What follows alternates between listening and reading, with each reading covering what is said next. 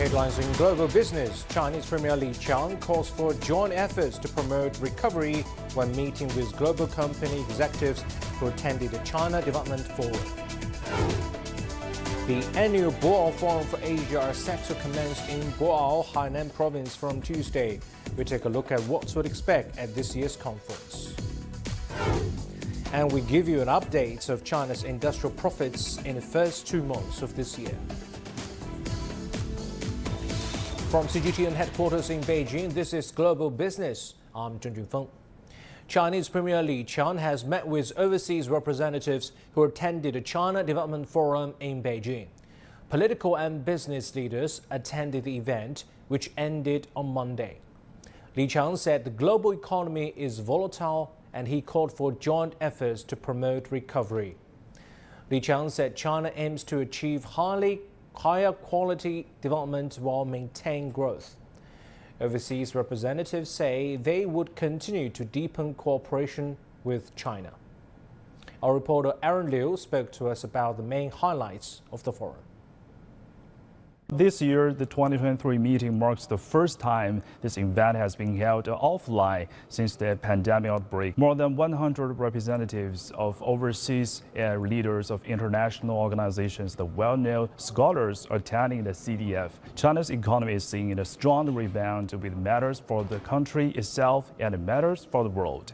And beyond the direct contribution to global growth, our analysis shows that the 1 percentage point increase in GDP growth in China leads to 0.3 percentage point increase in growth in other Asian economies.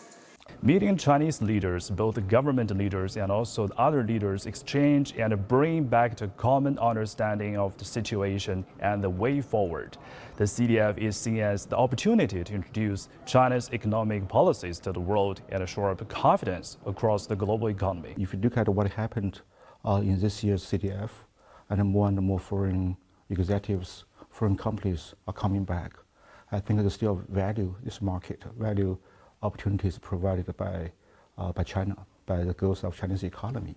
They got very clear information and policy direction from the Chinese government officials, and they're excited about the opportunities China will present to the world. And they understand the importance of communication and cooperation. China will continue to contribute its wisdom and strength to promote recovery and development of the global economy. They said that there's the one thing that is always very positive: dialogue and communication.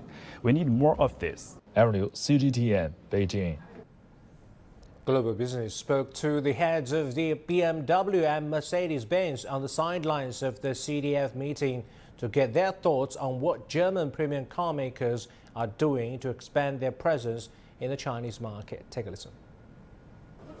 We're interested to learn that BMW is investing 10 billion yuan in its EV project in Shenyang. Tell us about this big investment. I think it's important to know that we invested more than 80 billion renminbi since 2010 in our production structures here in China, up in Shenyang. And just 4 months ago, we announced the next big investment, 10 billion renminbi into the newest battery storage facilities for our new NEV vehicles here for the Chinese market. And by the end of this year already, we will have 11 BEV vehicles, battery-only vehicles here in the marketplace. Most of them are produced in China, some of them are imported, and we believe in the opening up strategy of China and have a very positive view, which was also communicated here today at the CDF. We understand that BMW has an iFactory concept in the digitalization and the fourth industrial modernization throughout the manufacturing process. Tell us about this concept. We firmly believe that all emissions have to play a role, not only tailpipe emission for the cars, but also our footprint of our factories. And therefore we invented the iFactories. The iFactories are green, electrical and digital. And they pay into that scheme of the future footprint we have. During your trip back to China, especially to this China Development Forum, you must have heard a lot of new development notions of China, including high quality development, modernization, and green development. How does BMW's China development integrate into these notions? Well, our global strategy is very much around sustainability. And we're very happy that we bring our strategy also to China. And also, on top of that, there are Chinese innovations which we introduce in our projects here in China, but also worldwide. So it's a matter of mutual win-win situation and of cooperation we have here. And we're very happy about that. Well, we have been in China actively with our operations for the better part of 2 decades. And we have continued investing here, built our operations footprint, built up our R&D capability. We opened up a new R&D center on top of the one that we have here in Beijing, in Shanghai last year, and we're hiring. And we have an ever-increasing network of supply partners. So doing business in China, whereas in the beginning it was kind of China for China and capturing the market, it's so much more now. It's China for China, but also China for the world. So the innovation dynamism in this market is something that helps us make our products better for all the markets. And I think that we will have an even more integrated working together in the years to come. China has set a growth target of around 5% this year, and the country has been working to bring more foreign investment. What opportunities do you see for the company to expand its presence in China? I would say that I'm fairly optimistic that China can achieve the 5% goal. And if China grows by 5%, it's of course good for China, but it's also good for the world, because it would be a sizable part of the economic growth for the world for this year. And what has been the recipe of success really for decades now is opening up, making the country attractive to investment, opening up markets, integrating the Chinese economy with the world economy. So if China continues on that path of opening up, as I've heard here from policymakers at the China Development Forum, then I think that success story can continue.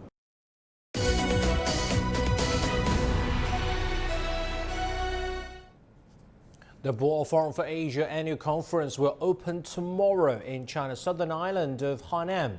Chinese Premier Li Qiang and other global leaders are set to attend in person. Premier Li Qiang is scheduled to address the opening ceremony on Thursday, according to China's Foreign Ministry. Singapore's Prime Minister Lee Hsien Loong, Malaysia's Prime Minister Anwar Ibrahim, and Spain's Prime Minister Pedro Sanchez are among the attendees. Kristalina Georgieva, Chief of International Monetary Fund, will also be there. The event will be held over 4 days with the theme An Uncertain World, Solidarity and Cooperation for Development Amid Changes. CityTV's Zheng Chunying has more on what to expect. Balmy weather, tropical scenery, and pressing global issues. Political and business leaders from around the world are arriving soon at the annual conference of the Boao Forum for Asia. I'm now at the International Convention Center, the forum's permanent home. And for the very first time, after 3 years of strict COVID restrictions, the event will be held this year completely offline. We shall be meeting with so many friends after such a long time. That is the best expectation out of excitement. But of course, these 3 years are full of uncertainty because of COVID-19, then inflation, then the geopolitical conflicts and the geopolitical fragmentation. So we will be inviting experts from all over the world, not only from Asia, who will be contributing to analyze these problems and suggest way forward how we have to go. So our expectation is that we can develop a consensus on a way forward. The theme of the conference this year is An Uncertain World, Solidarity and Cooperation for Development Amid Challenges. There are many important topics on the agenda, including the global industrial and supply chain. The COVID pandemic, geopolitical tensions, and the challenges posed by climate change have exposed the fragility of global supply chains. That's forced many companies to rethink their operations and raise questions such as how the international community can strengthen coordination and joint jointly address the issues. What adjustments should individual companies make? Carbon neutrality is also expected to be a focus of discussions. As more countries set ambitious carbon neutrality targets, what can governments and enterprises do to help fulfill those goals? What can be done to better utilize green finance and accelerate the creation of carbon markets? Delegates are also expected to discuss data security, inflation, and interest rate hikes, as well as free trade and cooperation in the international community as it emerges from the COVID pandemic. As a community that has witnessed China's opening up and integration with Asia and the world, it's hoped that this year's Boao Forum for Asia annual conference will amplify the voice of Asian countries and deliver more than just talk. Zheng Chunying, CGTN, Boao in Hainan Province. For 20 years, the Boao Forum for Asia has been an effective channel for exchange of ideas on the most concerning economic issues. We take you through the journey walked with the development of Asia, China, and the world. Headquartered in China, the Boao Forum for Asia, or BFA, is a non-official, non-profit international organization set up by 29 member states. BFA was initially created to promote trade and investment in Asia. It has since evolved into a platform for dialogue, cooperation, and integrated development. The platform has also been a silent witness to the changes and challenges faced by Asia and China. Over the years, the Boao Forum has focused on a range of themes, from energy security and environmental sustainability to poverty reduction and regional integration. During the first few years, the forum sought answers to better cooperation in the region, be it whether to or how to, with an underlying theme of Asia searching for win-win. Under this vision, the BFA initiated discussions on topics such as sustainable development and green transformation as part of its focus on the most concerning emerging economic issues every year. Meanwhile, as the host country, China showcased its commitment to deepen opening up and expanding trade cooperation. Themes and topics related to China's development and numerous mechanisms to boost cooperation started becoming commonplace, such as Common Destiny, Belt and Road Initiative, and the peaceful rise of China. Looking back on the themes of the Boao Forum for Asia over the years, openness, cooperation, development, and win-win are the most common words and terms, and also the forum's main objective. Over the last 2 decades, the Boao Forum for Asia has witnessed the remarkable journey of China, Asia, and the world, and will continue to play an important role in promoting Asian and global development. This year, the Boao Forum for Asia has set an uncertain world, solidarity and cooperation for development amid challenges as its theme, with an eye on evolving a global consensus for accelerating the economic recovery and strengthening policy coordination, solidarity, and cooperation among the international community. Ocean Global Business is due to come. We take a closer look at some key economic data such as China's industrial profits, which declined in the first 2 months of the year.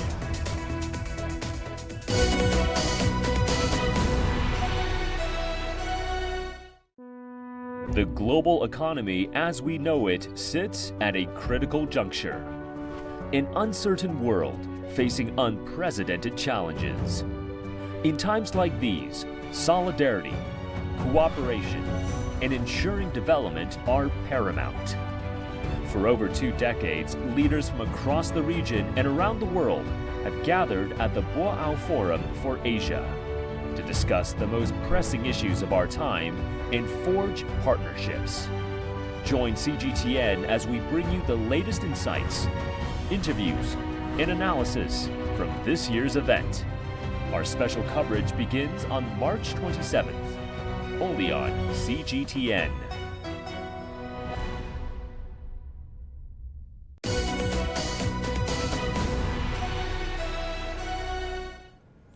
China's industrial profits saw a decline in profits in the first 2 months of this year. That's according to official data that tracks firms with annual revenues of at least 20 million yuan or some $3 million.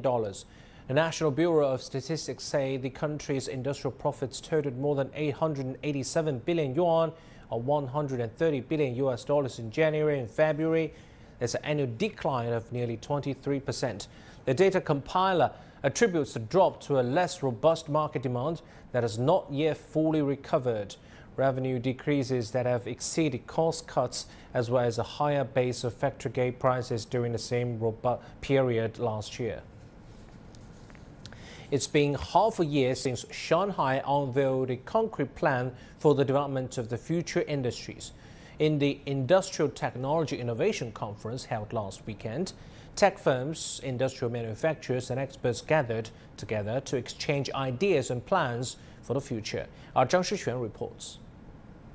Dr. Guo Houyang has spent the last 30 years trying to solve the world's energy problems. He's an expert in nuclear fusion, which many scientists hope can one day be perfected for nearly limitless clean power. Dr. Guo has worked on the largest operating magnetic confinement fusion projects in Europe, America, and China. Last year, he came to Shanghai to co-found a new company specifically for research in the cutting-edge technology. China has launched its goal of reaching carbon emissions peak by 2030 and carbon neutrality by 2060. That means, by 2050, we will have to find a new energy to fulfill more than 50% of human beings' energy demand. Shanghai has a complete supply chain and talent attraction policies for us, and a huge development potential for nuclear energy. Energy is one of 5 key strategy future industries Shanghai plans to foster between now and 2030. Guo was among the tech developers and experts that attended the Industrial Technology Innovation Conference and gave a speech during the weekend. In the past 70 years, people worked hard on how to realize nuclear fusion, as it requires harsh conditions. Now, we have made great progress in this aspect. Recent years, we have made new breakthroughs in technology and physics for nuclear fusion research. Our company's goal is to set up a new high-temperature superconducting tokamak by the end of this year. And we will have an equivalent fusion gain of 10 times. Output power is basically 10 times that of input power. While scientists often joke that commercial use of fusion power is always 20 years away, Guo thinks the industry can fit that deadline. This kind of timeline is a typical characteristic for the so-called future industries, and the city of Shanghai is well prepared. The future industry is aiming toward the coming 10 or 15 years, which includes immature technologies. The whole world has been planning for these cutting-edge tech areas, so we have to seize the high ground for future development. Shanghai's gene and cell companies account for around a quarter of the nation's total, and innovation projects here take up 1/3 of the country's total. Zhangjiang and Lingang have 14 large science facilities, which are all important support for basic research. At the conference, Shanghai inaugurated 3 future industrial pioneering zones in Zhangjiang, Lingang, and Grand Nubei. These areas will play a role in innovation, policy supply, and demonstration. If there's a research achievement in a college, and it needs to be industrialized, it requires complete external social service resources and a cooperative system. So we have conducted several training sessions to help colleges understand how to cooperate with industries. The business founders don't have to bother with who they should reach out for different issues. Our government service departments will know ahead of time what the demands are. So business founders just have to do what they are good at, tech innovation. This weekend also saw the launch of a future industry competition to boost innovation and industrial development. So far, Shanghai has 100 state-level innovation centers, along with 915 city-level and more than 2,000 district-level centers. It's a complete innovation ecosystem. Zhang Shixuan, ICS for CGTN, Shanghai. Now, for more discussion on the latest economic data on profits for industrial companies, we're joined by John Gong. He's from the University of International Business and Economics in Beijing. Thank you for joining us, Professor. China's industrial profits declined quite a lot in January and February. What were the main reasons for this? Well, I think January we're still very much in the lingering mode of the pandemic. I think the pandemic really ended somewhere in the middle of January. So January is not good. It's not surprising to me. I think February is still very much a continuing effect of that.